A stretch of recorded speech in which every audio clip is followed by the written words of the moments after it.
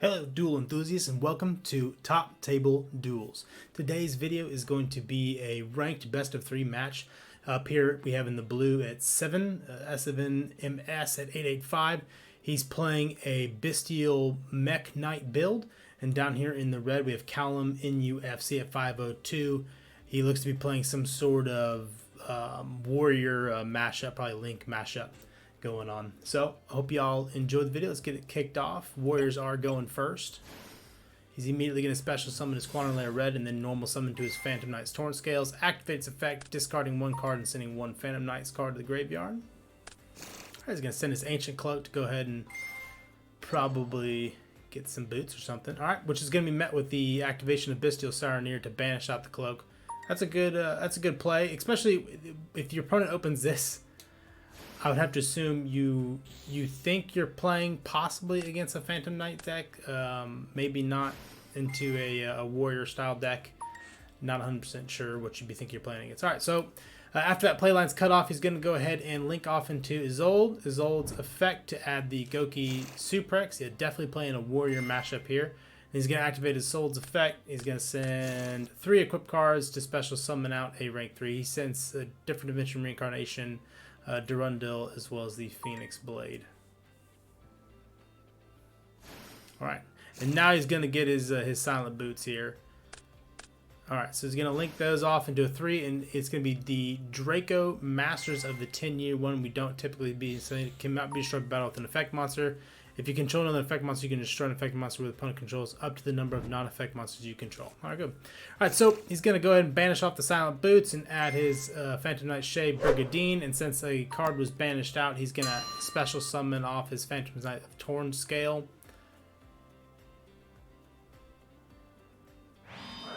Alright, since he's got no trap in graveyard, he's going to activate tri-brigade and bring it out here. He's going to link off those 2 into an IP Masquerena. Then banish 2 to add his Phoenix Blade back to hand. Kind of wonder what that start would have looked like had he not been interrupted. I mean, realistically, he's staring down. Nice, good talk. Yeah, so 7 basically just says, or S7, I'm just gonna call him 7 from here on out. He says, I'm gonna leave him 1. I'm gonna straight into battle phase to run over your IP Masquerena. Just go ahead and turn that off. It's probably gonna be met by a Fog Blade. Nope, doesn't get met by a Fog Blade. Basically turn that off. Then he goes in, straight into main phase 2 and activates Gersu to send 1 from deck. And since 2 are in the column, he can... Oh no, sorry, this is if you control another monsters, I'm wrong. Alright, so he's going to special summon Purple Nightfall. Purple Nightfall is going to activate his effect. This is going to be met by the Fog Blade. He's going to save it for something good here. So Purple Nightfall not going to be able to add there. Banish yourself off and add. Alright, so he's going to link off 2 to get into his Lib, Keyworld, the Blade Master, and then activate his Bystial Saronir. What do you send here? Do you send Big Lubellion? No, he sends Magnemut. It's interesting because he already had Branded Beast. I guess he wants to set up the loop, but he doesn't send the spell. Alright. So after setting World Legacy Secret with Lib, he's going to link off into Dark. Lib's effect is going to bounce out the Tenyu. And then he's going to use Dark to special summon IP Masquerena. Very dangerous having IP in your graveyard. So he has a 2 negate, indestructible Appaloosa sitting at 1600 attack. And he's got 3 cards in the back row here. Alright, so immediately, Kallum's going to start off his turn by special summoning his Junk Fork because he controls nothing else. And he's going to normal summon into his Goki Suprex. And, yep, he's going to say in main, and then World Legacy Secret is going to special summon. Okay, that's why he did that. So he special summoned the Bystial Magnemut. Okay, that makes more sense then. I gotta be honest, I think the spell would have just been better there. I know he didn't want to give his opponent away game state knowledge of what was going on. I feel like the spell would have been better there because the moment he number summons, he could have brought it out and then hit it, and then also had his basically a draw engine online and accomplished the exact same feat. Obviously, he wouldn't have had the Magnemut in play though. All right. So he says he's going to end turn. He's going to activate World Legacy's memory, light off the Nightfall, and then Kallum is going to say, that is enough for me. You've got too much advantage on me. So now we're going to go into game 2. Kallum's going to start us off again. I'm going to be completely... Let me know in the comments below if you've ever played a warrior mashup deck like this. Let me know if this is a good opening hand. Knowing he's going first, he does bring in the Book of Eclipse. Can be a little dangerous if you can't clear stuff off, which he has problems doing last time. So he's going to get Headbat and Suprex onto the field. He's going to link both of them off to go into the Isolde, and then he's going to set up his chain links, Isolde first, then Headbat, and then Suprex. Get himself his Goki Guts, Goki Rematch, and then the Immortal Phoenix Gearfried.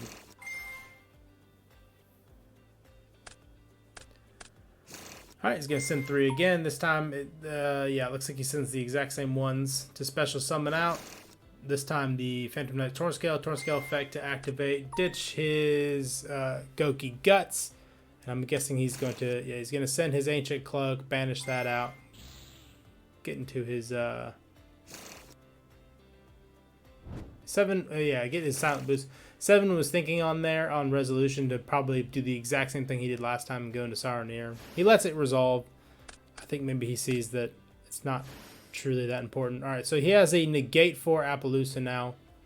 Or, nope, I'm sorry, I'm being silly. Negate 3 Appaloosa, 2400. Then he's going to banish out his boots to get into his Brigadine. At this point, 7 is just letting all this happen.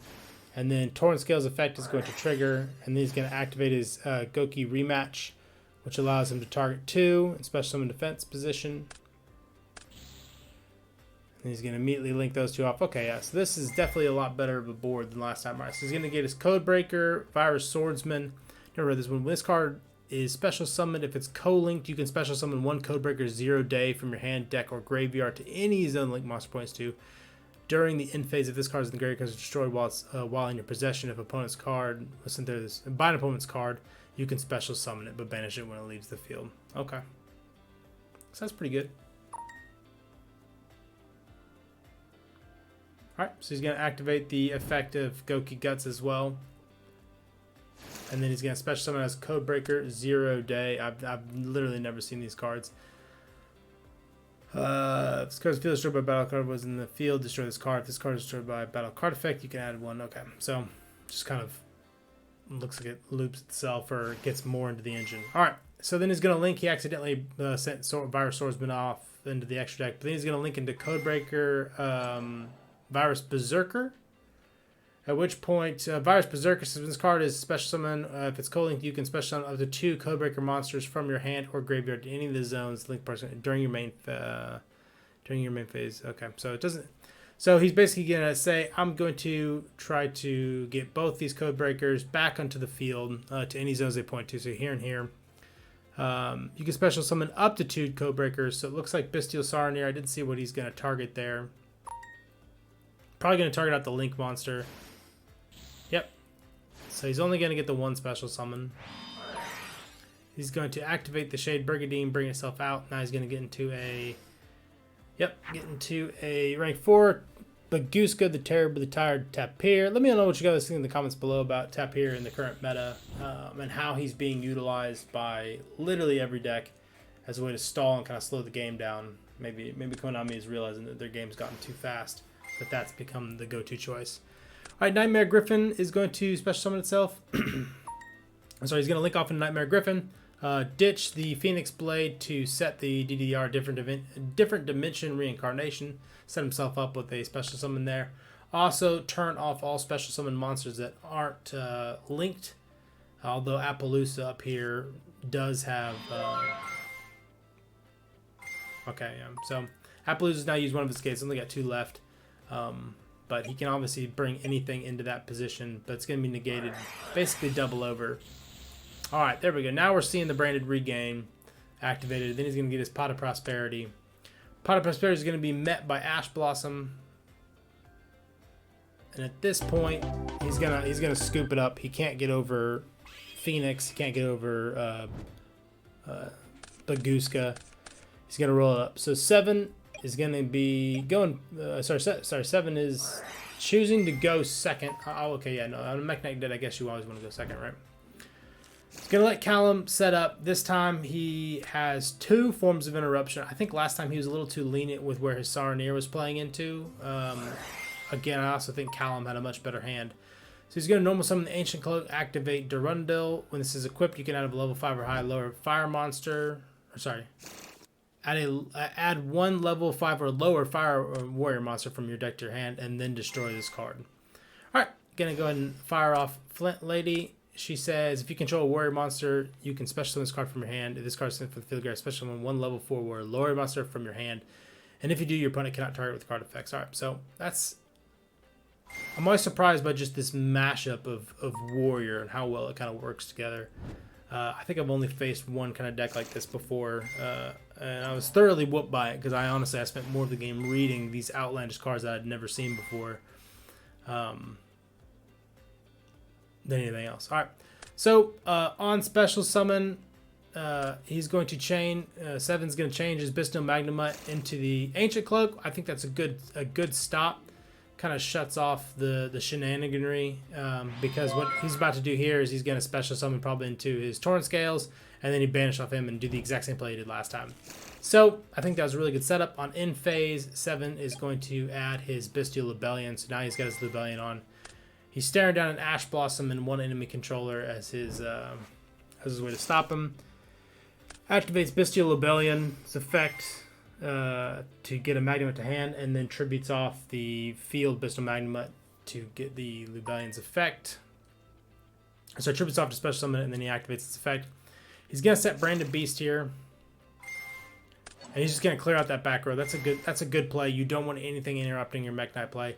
Then he's gonna special summon his Mekk-Knight Blue into the zone to get himself.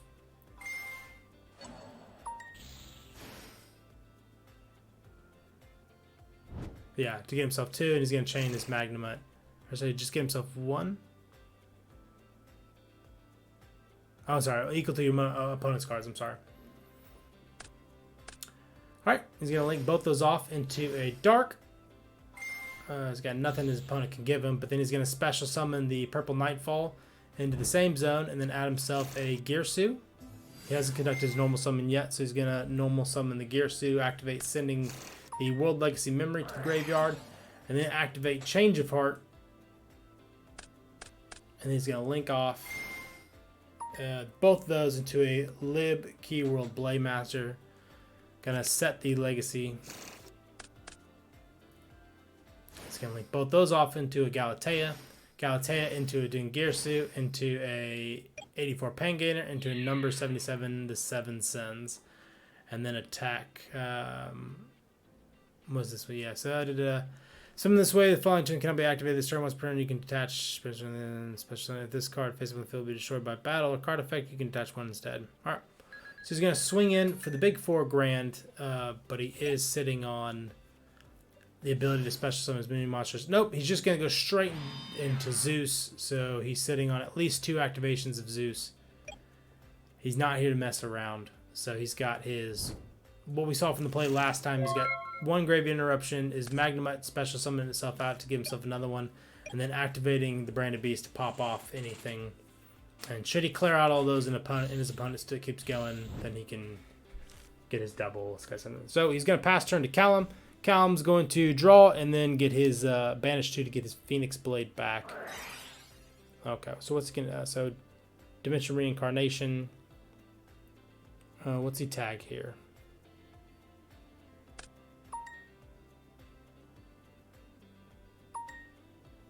Make this lag. Alright, so he's going to special summon the Isolde effect. Activate sending 1. So he activates to send 1 by paying cost send 1, and he's going to activate World Legacy Secret, and then special summon the Blue Sky to the same zone, which negates its effect. He's going to normal summon his Goki Suprex.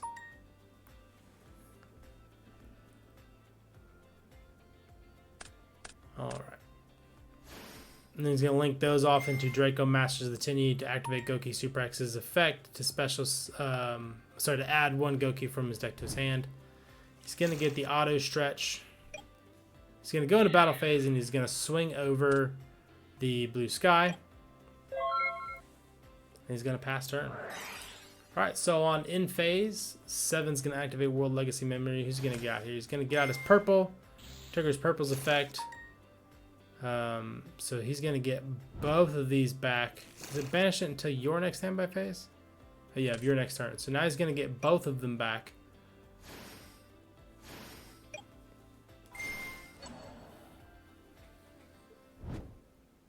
He's going to special summon. So on his turn, he's going to special summon his blue sky in the same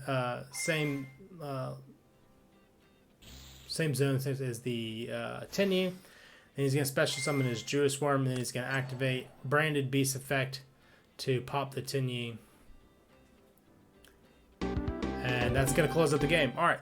So overall, again, I think we're kind of seeing a little bit of the power of the Mekk-Knight engine, especially with the Bystials inside there. I don't think they could really close it out without the Bystials, but you're definitely seeing their ability to kind of set up into plays.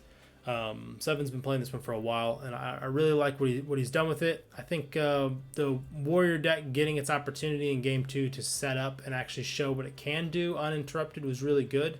But it looks like any form of like one interruption with a slightly weaker hand just kind of ruins the entire deck. Not in my case particularly. I've seen this deck clear through multiple hand traps when I faced against it. I never knew what to hit, and I got absolutely whooped by it. So let me know what you guys think about the Warrior mashup deck and the Mekk-Knight deck in the comments below. Also, let me know what else you'd like to see, and if you like this video, please like and subscribe. I also like to say we hit over 200 subscribers in just a month and a half yesterday. I can't believe how much appreciative I am to y'all for liking and subscribing to the videos and giving me the support you do. I really appreciate it. I make these videos for you. I also enjoy and love talking about Yu-Gi-Oh! So please, if you haven't subscribed already, think about doing it. And let me know what you guys want to see in the future. I'll catch y'all next time. Thank you for watching. Try some of these other great duels. If you like what you saw, give us a like and subscribe.